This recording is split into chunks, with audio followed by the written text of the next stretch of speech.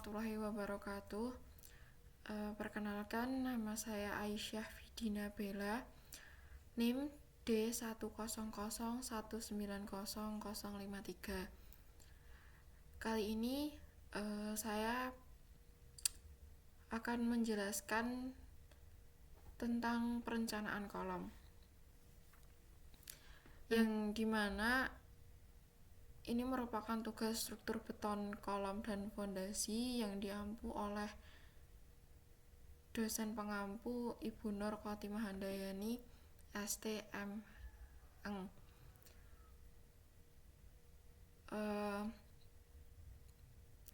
Dalam perencanaan kolom perlu dijelaskan beberapa tahapan-tahapan untuk melakukan perencanaan kolom itu sendiri. Langsung saja ke materi. Sebelumnya, definisi kolom itu sendiri. Kolom merupakan struktur utama yang menerima beban bangunan dan beban lainnya. Fungsi daripada kolom sendiri adalah sebagai penerus beban ke pondasi. Struktur kolom sendiri menggunakan beton bertulang. Karena kolom tegak lurus atau vertikal, maka membutuhkan material yang tahan terhadap tekan dan tarik. Oleh karena itu digunakan kolom beton bertulang. Jadi kolom ini merupakan suatu konstruksi untuk meneruskan beban bangunan, beban atap terutama, diteruskan ke dasar pondasi.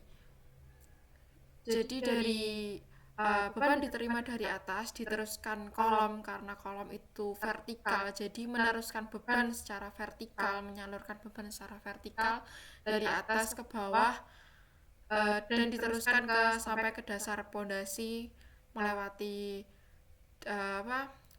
seluf, kemudian pondasi yang digunakan bisa pondasi batu kali, pondasi footplat dan lain sebagainya.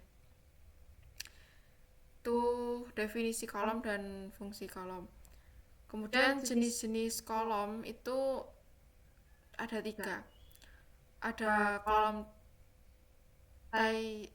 T-kolom, itu biasanya kolom yang terbuat dari beton bertulang dengan tulangan longitudinal.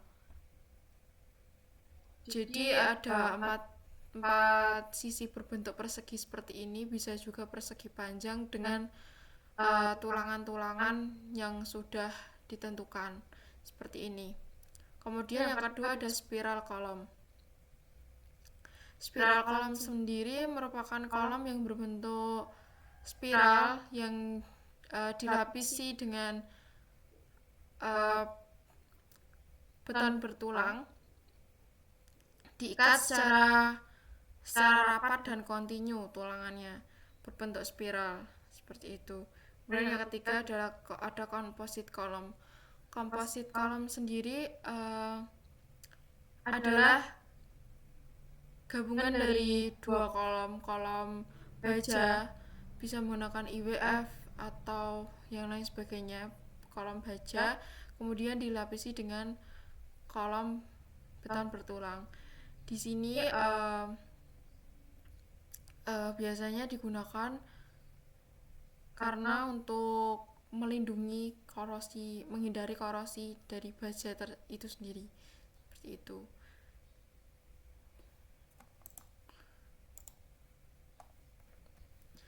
Kemudian di sini ada tahapan perencanaan kolom, desain kolom pendek dengan cengkang.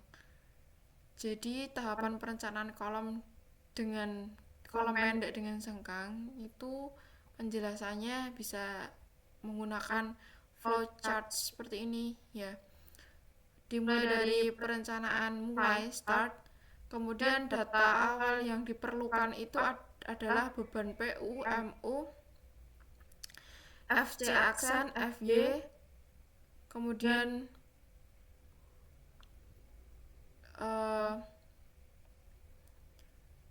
ini terus row, hitung hitung E, kemudian hitung E sama dengan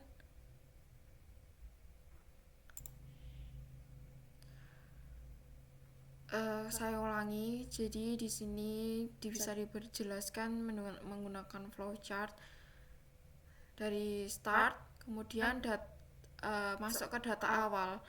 Data awal yang digunakan itu adalah beban PU, MU, FC aksen, FY, dan diameter serta P. Masuk ke hitung E. E sama dengan MU per PU. Jadi menghitung MU per PU, menghitung E. Kemudian gunakan grafik interaksi atau software dengan P coba-coba sama dengan 2% sehingga diperoleh AG sesuai dengan harga K, diameter PN per FC aksen kali AG. Lalu estimasikan B sama dengan H. Di sini kita menggunakan grafik interaksi atau software dengan P untuk mengestimasikan B sama dengan H. Kemudian hitung K dengan K, E per H. Sebenarnya maka diperoleh rho G atau AST perlu. Jadi di sini menghitung AST perlu. Masuk ke pemilihan dimensi tulangan. Di sini perhitungan pemilihan dimensi tulangan. Kemudian hitung X atau PN capacity atau kapasitas PN. Kemudian diameter PN cap lebih besar PN perlu. Kemudian dimensi H, B, rho G diperbesar dengan menghitung kembali menggunakan cara coba-coba di sini sampai menemukan ukuran yang tepat. Setelah sudah didapat ukuran yang tepat, berarti sudah selesai seperti itu. Kemudian yang kedua, di sini ada tahapan perencanaan kolom pendek dengan sengkang. Kontrol kolom pendek dengan sengkang. Mulai masuk ke data awal. Data awal yang diperlukan adalah beban PU, MU, FC aksen, dan FY. Sama hitung E, kemudian hitung E sama dengan PU per MU per PU. Masuk ke coba rho sama dengan 8%. Hitung PO sama dengan 0,85 kali FC aksen kali AG kurangi AST plus FY kali AST. Rumusnya ini kemudian menghitung PO max sama dengan PU per diameter sama dengan PU per 0,65. Kemudian coba AG lalu tentukan HB. Di sini menentukan HB. Kemudian masuk ke hitung PO. PO kurangi 0,85 kali FC aksen kali AG kurangi AST plus FY kali AST. Kemudian membandingkan E kurang lebih dari E min sama dengan 0,1 H. Tuh, masuk comprehensive failure region. Kolom konsentris E min sama dengan 0,1 H. Masuk perbandingan lagi 1% jadi P itu kurang dari 1% dan kurang dari 8%. Rencanakan ulang. P min 1%, P max 8%. Jadi karena ada persyaratan P min itu sama dengan 1% dan P max itu 8%. Jika kurang tepat, kita ulangi lagi ke perhitungan PO max sampai ke tahap ini lagi. Jika sudah dirasa sudah sesuai dengan ketentuan yang sudah ditentukan, kemudian selesai. Seperti itu. Nah, Di sini ada denah perencanaan kolom lantai. Dalam perencanaan kolom ini menggunakan mutu beton FC aksen 30 MPa dan mutu tulangan atau FY sama dengan 400 MPa. Di sini ada denah yang akan didetailkan. Di sini ada beberapa jenis kolom K1, K1A dan K1B. Bisa dilihat dengan bentang yang berbeda-beda. Ini kemudian masuk. Nah, bagaimana sih caranya membaca tulangan yang diperlukan di lapangan, membaca gambar seperti itu. Di sini ada contoh detail kolom K1A. Kolom K1A tadi di bagian ini ya, K1A, K1A, K1A, K1A. Nah, perhitungan kolom K1A, data umum perencanaan, itu mutu beton yang digunakan atau FC aksen adalah 30 MPa. Mutu bajanya atau FY itu 400 MPa. Tulangan pokok menggunakan D16, tulangan bagi menggunakan D10. Ukuran rencana kolom 50 kali 30. Jadi di sini menggunakan ukuran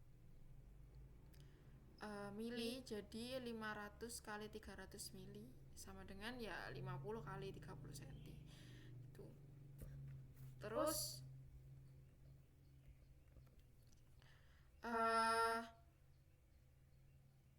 tumpuan jadi bentuknya seperti ini, 300 mili kali 500 atau 500 kali 300 seperti ini. Bisa dilihat gambarnya. Di sini ada tumpuannya seperti ini. Kemudian menggunakan tulangan 16D16. Kemudian uler diameternya menggunakan 10 dengan jarak pemasangannya 100 mm atau 10 cm. Kalau yang di bagian sini, yang di lapangan itu menggunakan diameter ulir 10 dengan jarak 150 mm. Yang di sini, yang di tumpuan itu menggunakan diameter 10 dengan jarak pemasangan 100 mm. Maksud dari tulangan 16D16 ini adalah 16 batang menggunakan diameter 16 mili. Jadi untuk tumpuan sendiri menggunakan tulangan atas 16D16. Kemudian tulangan lapangan juga sama 16D16. 16 jumlah tulangan di sini dihitung 16 yang mengelilingi ini dengan diameter tulangan 16 seperti itu. Dengan diameter tulangan sengkang itu 10 dengan jarak pemasangan 100, sama membacanya. Nah, di sini untuk perhitungan kolom K1B. Yang di sini yang berbeda adalah tulangan pokoknya menggunakan D19, tulangan baginya menggunakan D10. Untuk ukurannya sama 500 kali 300 mili atau 50 kali 30. Cara pembacaannya sama.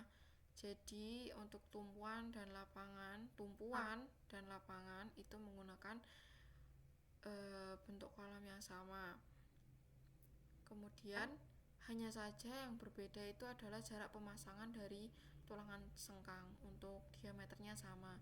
Hanya saja untuk yang tumpuan itu jarak pemasangannya adalah 100 cm. Kalau untuk yang lapangan jarak pemasangannya adalah 100 mili 150 mili cm. Maaf. Kemudian di sini ada contoh perhitungan. Yang pertama, menghitung kolom dengan dimensi 500 kali 300 tulangan pokok 16D16. Ini untuk contoh perhitungannya adalah K1A ya. AS aksen sama dengan AS. Bisa dilihat rumusnya 0,25 kali Pi kali D kuadrat kali 16 didapat 1024 mm kuadrat. Dipakai tulangan 16 di 16, AS dipakai 3217 mm kuadrat. Di aksen TS plus setengah kali D tulangan pokok plus D tulangan sengkang didapat 43. Syaratnya adalah kurang dari 70. Oke, benar. Kemudian D, H kurangi D aksen 500. H tadi adalah tingginya H. 500 kurangi 43. 43 dapat dari D adalah 457 mm.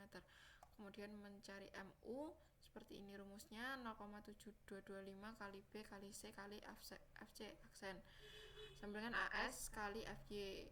Nah, dimasukkan angka-angkanya, didapatkan C itu 197,893 mm. Kemudian MU AS kali 0,8 kali FY kali D kurangi 0,425 kali C.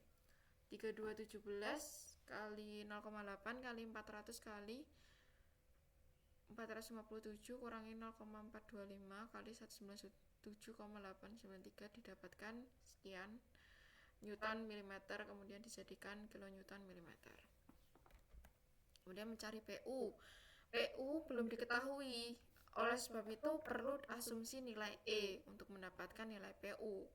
E sendiri ya diasumsikan 900 mm. Jadi E tadi cara menghitungnya adalah MU per PU kali 10 pangkat 3 900, terus dimasukkan angka MU nya tadi, dimasukkan rumus, akhirnya mendapatkan PU 426,525 kN. Jumlah penulangan diperkirakan 2%. Ukuran kolom 500 kali 300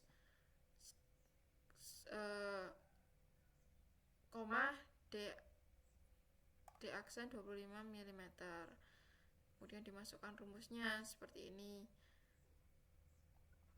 dan didapatkan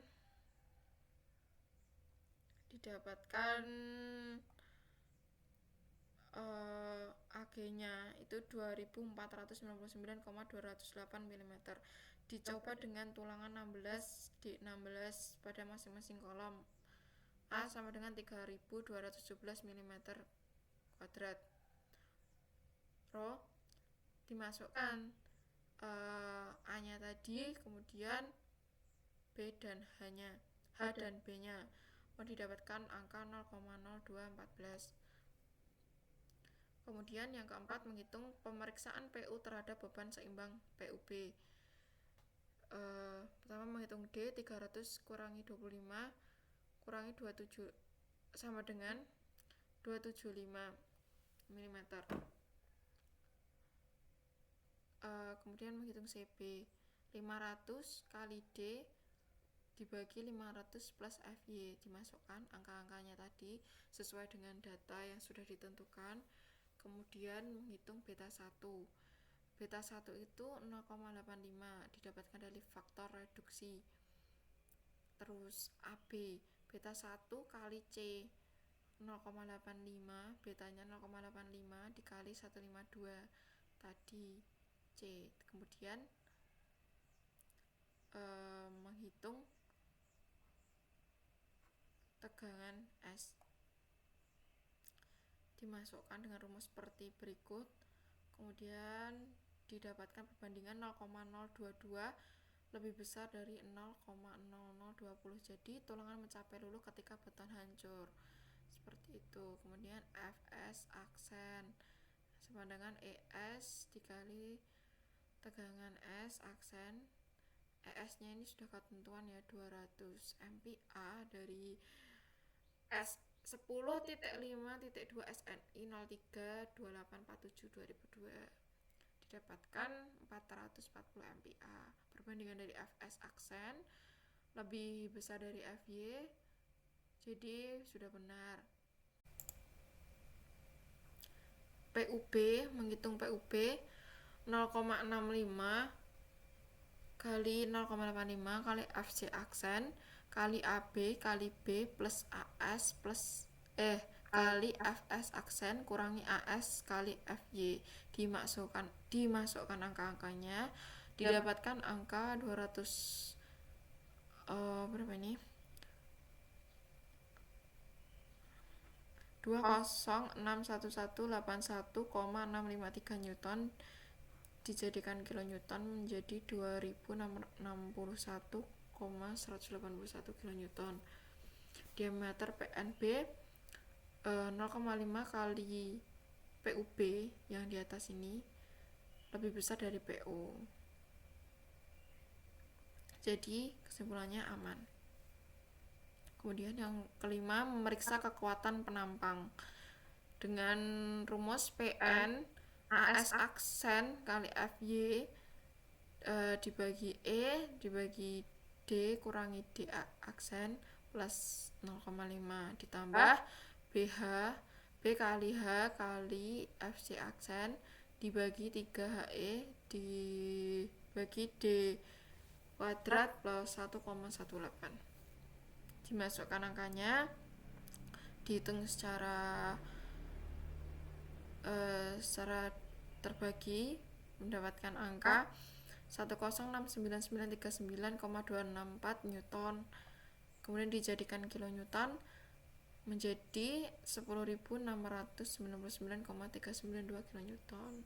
Diameter PNB didapatkan perbandingan 0,5 kali PN-nya tadi lebih besar dari PU. Jadi kesimpulannya aman, didapatkan angka sebagai berikut. Nah,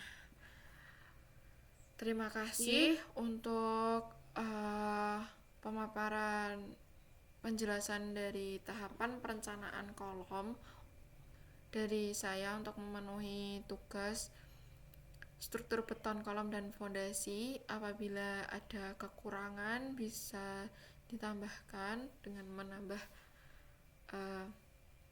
membaca materi-materi di internet atau di buku-buku.